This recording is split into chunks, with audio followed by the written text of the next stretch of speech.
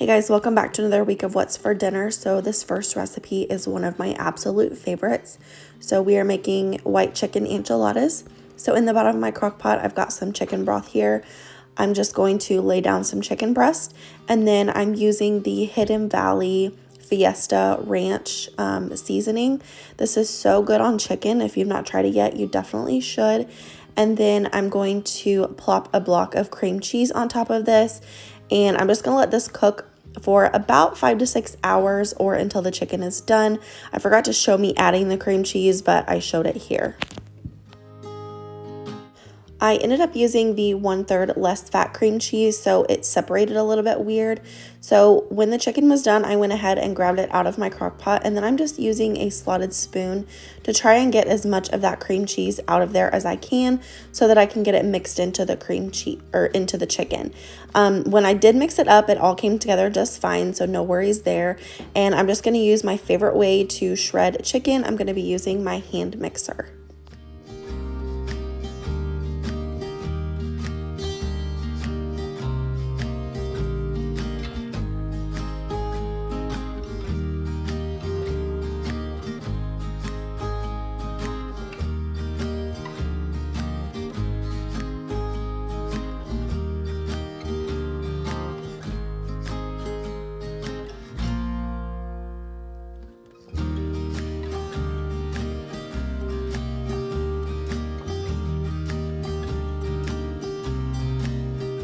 After my chicken is all shredded up, I'm going to grab just a little bit of that broth and add it back to the chicken to put some more moisture in there.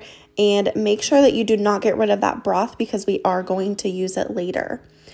I am going to go ahead and shred up some Monterey Jack cheese.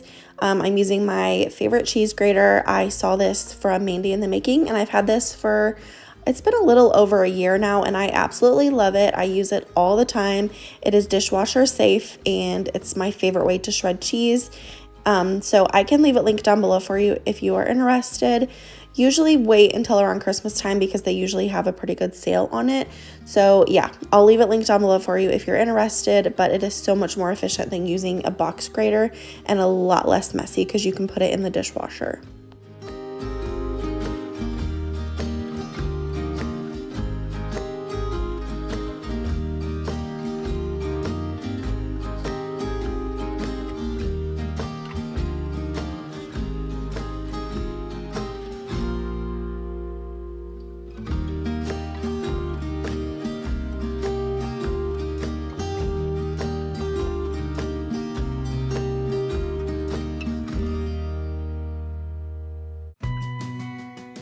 This next step is optional, but I am going to go ahead and heat up my tortillas on a dry skillet. I feel like this just helps them from falling apart whenever you bake them. I don't like whenever tortillas are like basically falling apart, so I do like to heat them up in a dry skillet.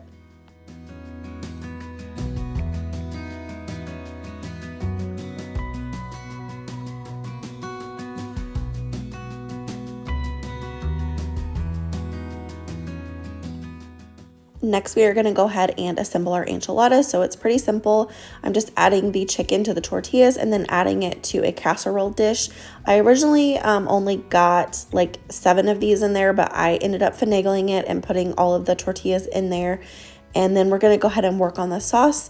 The sauce is super easy. It's just some butter, some flour, and then you add that chicken broth. And once everything is thickened, you're going to add a can of green chilies and then some sour cream. I did add, I used Greek yogurt instead of sour cream for just extra protein, but you can use whichever one. They both taste the same.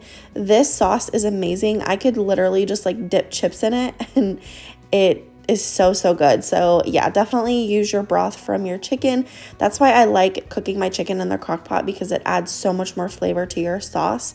So yeah, you can see how thickened this sauce got. But I will leave the recipe that I always use linked down below for you. It is the absolute best. There are some recipes that call for cream cheese in the sauce, but I like doing it this way, and it comes out absolutely delicious. I ended up taking this to a family dinner, and it was a huge hit. So definitely try this if you have not tried this recipe yet. Like I said, it is one of our absolute favorites.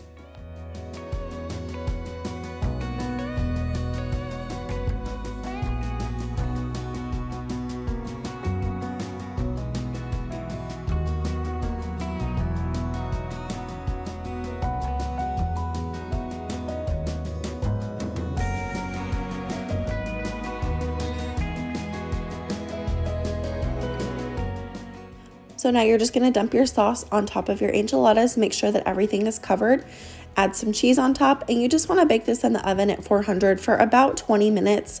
I think I baked mine for 20-25 minutes and it comes out perfectly every single time, and the leftovers are amazing as well.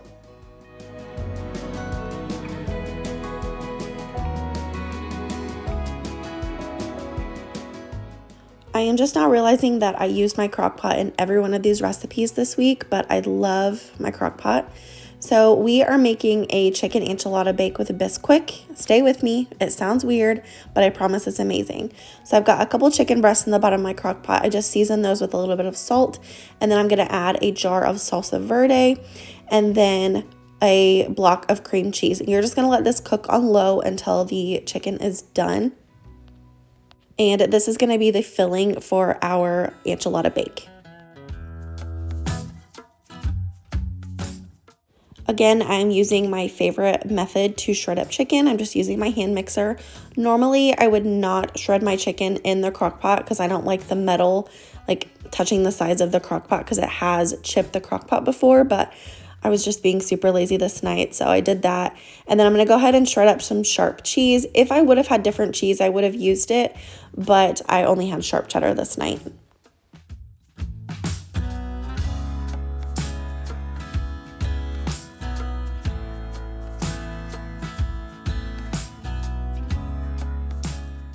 Now we're gonna mix up the topping. So you're gonna do 2 cups of bisquick to 1 cup of water.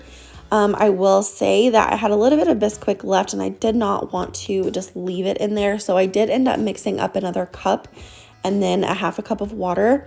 But take my advice, do not do that. After this baked, the topping to filling ratio was just not equal and it tasted weird. We ended up picking off some of the topping because it was just way uneven. So just follow the recipe. I have it typed out down below for you. But basically, you just want to dump your chicken in the bottom and then put your bisquick mix on top. And you're going to bake this in the oven at 375 for about 30 minutes. And the cheese, I went ahead and added on top, but when I do this next time, I think I will wait to add the cheese until like the last 5 or 10 minutes because the cheese did get a little bit overdone. And you can see that I'm using an ice cream scoop here to scoop it all out, but I don't know if that was really necessary. I think I just like added another dish to my pile, but yeah, you can just spread this evenly and it really doesn't matter what it looks like because it is all gonna bake evenly in the end.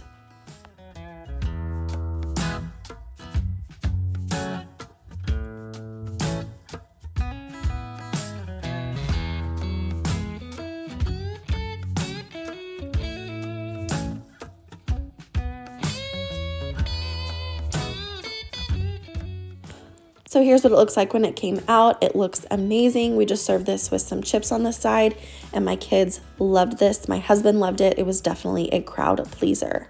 So next we are making some crock pot beef stew. So I'm just chopping up some potatoes.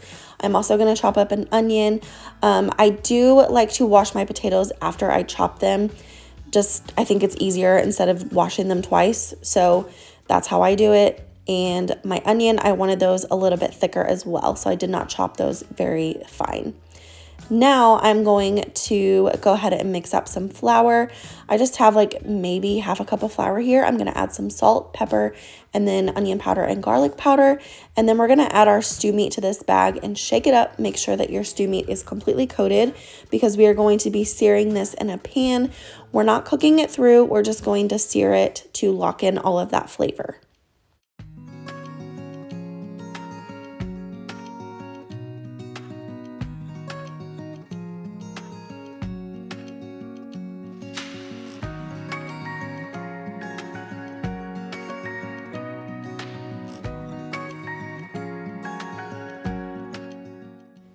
This isn't really necessary, but I wanted to go ahead and mix up my brown gravy mixture. So I'm just putting a little bit of the beef broth into a mixing cup, and then I'm going to add my brown gravy and just mix it all together. I just wanted to make sure that there were no chunks of gravy in this, so that's what I decided to do.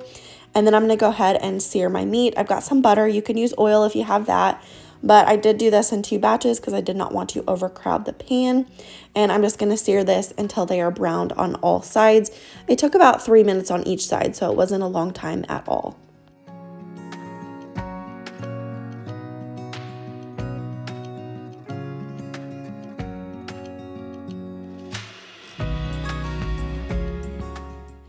So this was the first beef stew recipe that I absolutely loved.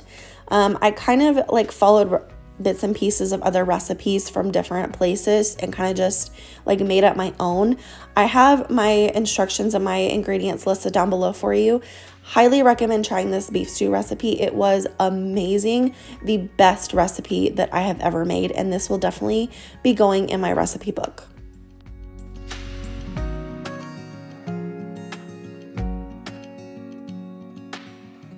So here's where it gets a little bit easier. So you're basically just going to dump everything in. I've got my stew meat, my onions, my potatoes, my beef broth, my carrots that I had in my fridge I wanted to get rid of.